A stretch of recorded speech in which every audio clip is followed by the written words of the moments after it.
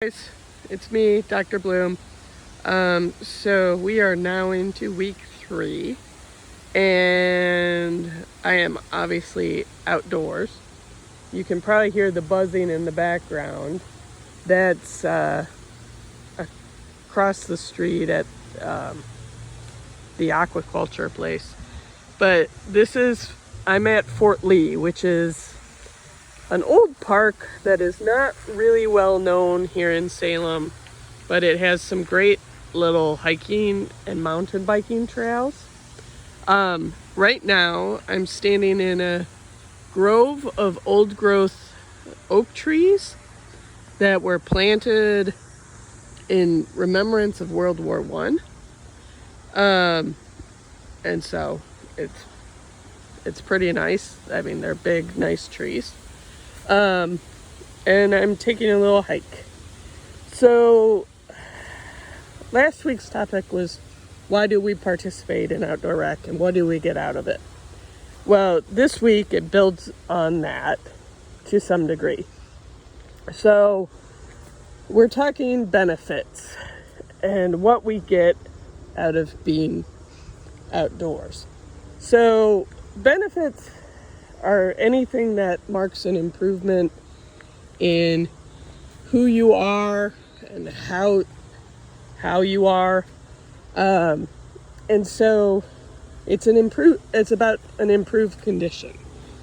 So if we were to categorize 4 levels of benefits right now, you've got your personal benefits, you've got social benefits, you've got economic benefits, and environmental benefits.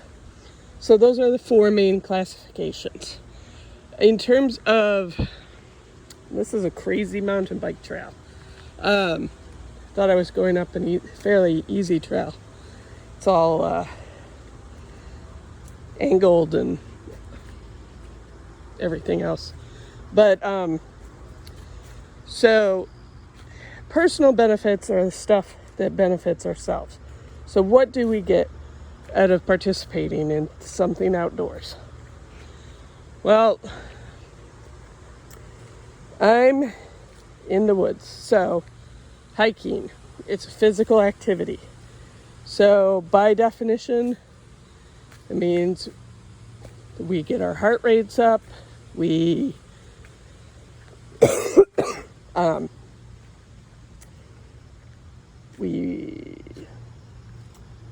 experience new things, we get a bit of an escape. So there are physical, mental, and emotional benefits to this. And so physically, obviously, our conditioning gets much better shape. So being outdoors is a great way to get in better shape. I've done a lot of hiking this summer, so that has definitely improved the shape I was in. I'm much more active, much more able to do things. Let's see. Mentally, being out in the woods provides you with an escape. So you get away from stressors, you get to relax, you get away from your current life and your current situation, so you gain some sort of perspective. Emotionally, there's a release to being outdoors, smelling the smells of the forest, hearing nature sounds, all of those things, seeing new things, all of those things give you a new heightened appreciation for yourself and your world, and it gives you a sense of accomplishment when you do a big long hike or you go camping for the first time, or you get on a mountain bike because you've just been wanting to try it. So there's a lot of personal benefits to this. Those are a few of them. In addition, you have things like an increase in vitamin D. When you get outside, you're getting sun. Your body then processes vitamin D, which helps prevent disease and other issues as you go. The social benefits. So you go camping with a group of friends, or hiking with a group of friends, or your family. It creates a situation whereby you had some common thing happen to you. And in that common thing, that common experience, you had moments of bonding. And those moments of bonding are what build relationships and build memories and make people happy. So those are all really, really positive things. And so, have all that. I'm scrambling down a hillside right now, so you'll have to bear with me. So socially, the connectiveness of being outdoors and experiencing new things is quite something, and quite important. So you have that. You have a sense of connection to something greater than yourself. When you're in the woods, this is bigger than you. So by being in something bigger than you or bigger than your group of friends, you understand you have a different perspective of the world. Socially, we can gain a sense of understanding about other people and other people's cultures. That's part of the mountain bike trail, so that's pretty cool. So we have all that. And then environmentally, it's been said, there's a saying that goes along the lines of, you only protect what you understand, and you only understand what you experience. That's a take on an old Baba Dayum quote, but when you're outdoors in nature, it gives you an appreciation for it. And once you establish that appreciation, then you have a deeper commitment to it, and then you want to protect it. And so you're willing to do whatever work that it takes for you to protect it, whether it's active volunteerism, or it's putting money into an environmental organization, or it's just being someone who speaks up about the right way to treat nature, like don't litter. Those sorts of things all go hand in hand. Additionally, the more nature we have, the more access to trees, the cleaner the air.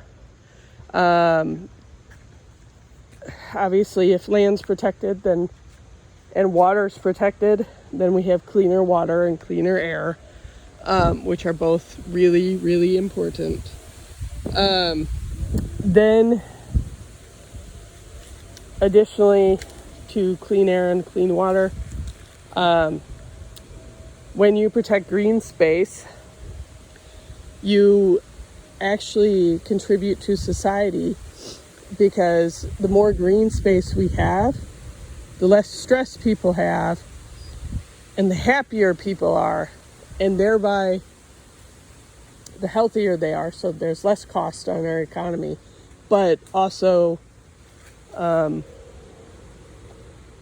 there's mountain bikers right there. So there's definitely a benefit to this.